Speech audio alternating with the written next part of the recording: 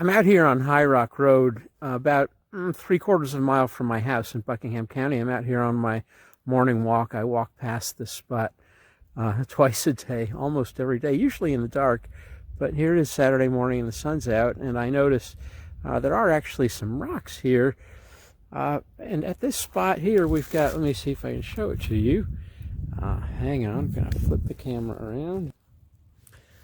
We've got this lovely, sparkly mica schist here, and unlike many of the places we've seen in the Piedmont, this rock doesn't have any black mica in it. It's mostly white mica, and you can see them kind of glinting in the sun here as I turn it. So I would classify this rock as a schist. See how strongly foliated it is. The mineral grains are all lined up, making a rock that's almost like phyllo dough or the pages of a book.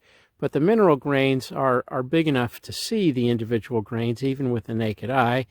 You can see some of the individual mineral grains here. And so that would classify this rock as a schist. And here it is in this bank on the side of the road. Here's another piece of it. It's a little cleaner, but you can see maybe a little finer grain, but it's still a very nice mica schist. There's probably some quartz in this rock, maybe a little bit of feldspar. This rock's probably primarily quartz and muscovite mica. And up here in the bank is a tiny little, very weathered outcrop, but here you can see the foliation in place. And I'm pointing my camera right now pretty much downstrike. We're looking right edge on these rocks, and if you come over here, you can see you're looking a little more at the foliation surfaces, but looking straight down the strike, if you imagine a horizontal line on this, drawn on that surface right there, and I just measured that, it's about orientation of 345, so that's north 15 degrees west, so 345 azimuth, and the dip is off to the right, or to the east northeast. So a strike to the northwest and a dip to the northeast is rather unusual in the Central Appalachians here, because if you look at a geological map, almost all the structures run in a northeast southwesterly direction.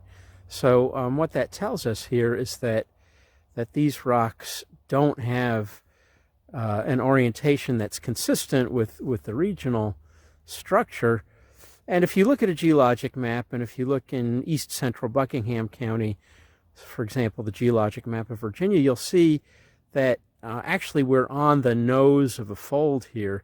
This is called the Whispering Creek anticline, where the layered rocks come up from the southwest, and when they reach central Buckingham, east central Buckingham, they kind of make a bend to the northwest and wrap back around and form a fold, a map scale fold. And here in this one little outcrop, we're seeing a reflection of that larger map scale structure. We're seeing rocks that are striking northwesterly and dipping to the east, rather than rocks that would be striking northeast and dipping to the southeast, like we would see in the rest or most of the outcrops we find in the Appalachian Piedmont would fit that description, striking northeast and dipping southeast. So that's just a quick lesson here on how outcrop scale structures relate to regional or map scale features that we can see when we open up a map. This is a snapshot of the central Virginia portion of the geologic map of Virginia.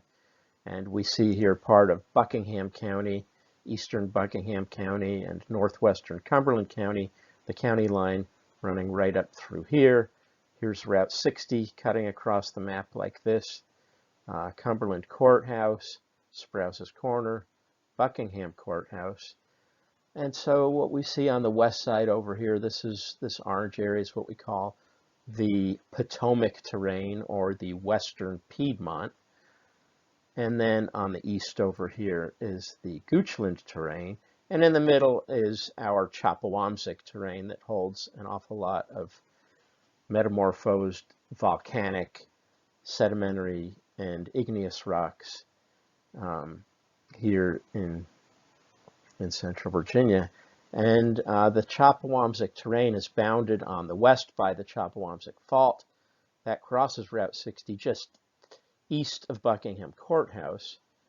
And on the east side, the Chopawamsic terrain is bounded by the Spotsylvania Fault, which crosses Route 60 west of Hillcrest at this little spot called Sa Ira. Actually, the Willis River comes right down through right here, and so that Spotsylvania Fault crosses Route 60 at about the same spot that Route 60 crosses the Willis River. There are some notable structures within the Chopawamsic terrain that should be important to us. One of them is called the Arvonia Syncline. This is a deep downfold in the Earth's crust that holds this yellow unit. This is the Arvonia Formation, which holds the famous slate mines that are up here just off the slide to the north. But this is a downfold in the Earth's crust that holds these younger metasedimentary rocks, slate and quartzite and schist.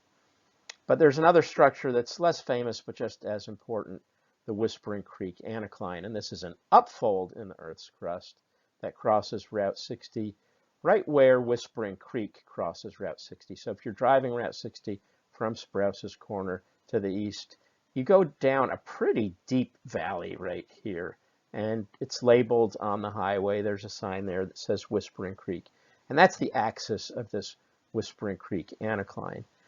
And what the Whispering Creek anticline does, this upfold, is it takes some of these rock formations and actually bends them around into this fold here, kind of a U-shaped fold here. This orange unit is actually the kyanite quartzite of Willis Mountain, which is right about here at the E of Andersonville.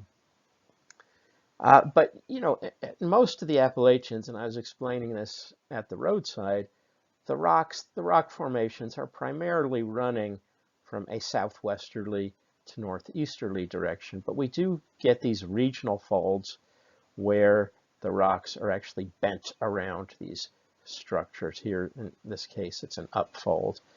And in fact, the spot where I was standing when I recorded that video is right here, where the rocks on the eastern limb or eastern side of this Whispering Creek anticline are being bent around.